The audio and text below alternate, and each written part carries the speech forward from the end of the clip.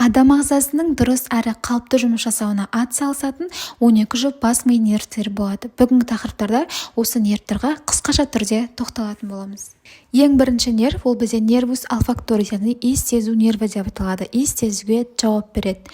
Екінші нерв нерви оптикус, көру нерві, көру жүйесіне қатысады, яғни көрудің өткірлігін, алыстан көру, жақыннан көру, көру аясы, көздің түбі және түс ажырату бойынша қызмет атқарады.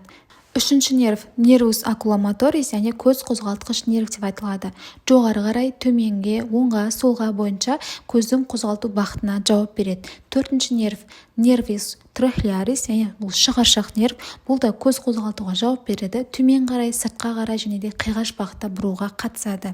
Бесінші нерв нервус тригеминус, яғни бұл үштік нерв деп айтылады. Атайып тұрғанда үш тармағы болады. Ең бірінші рамус оптикус, екінші рамус максилларис, үшінші рамус мандибуларис, яғни бұл максилларис деген үстіңгі жақ, мандибуларис деген төменгі жақ, яғни ауызды ашуға, шайнауға, жақтың қызметіне қатысады. Алтыншы нерв нерви абдусенс, әкетуші нерв, бұл да жалпы айтқанда үшінші, төртінші және алтыншы нерв, бұл көз қозғалтқыш нервтер тобы болып саналады, яғни көздің бағытына қатысады. Жетінші нерв нерви фациалис, яғни бұл бет нервісі деп айтылады. Беттің мимикалық бұлшықеттерін іске қосуға, яғни қасты көтеру, көзді қысу, жымию, тісін ақситып көрсету, осының барлығы бұл осы нервтің қызметіне кіреді. Сегізінші нерв нервус вестибуля кохлеарис, яғни бұл кіреберіс ұлу нерві, тепе-теңдікті сақтауға және де есту жүйесіне қатысады. Тоғызыншы нерв нервус глоссофарингеус, яғни тіл жұтқыншақ нерві, сөздер, сөйлемдер айту, жұтынуға қатысатын болады.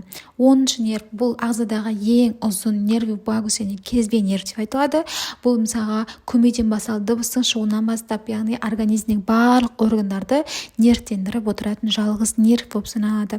11-ші нерв бұл нервус аксессорис, яғни қосымша нерв, бұл басты бұруға, еңкейтуге, иықты көтеруге, иықты қысуға, жауырынның қызметтеріне қатысатын болады.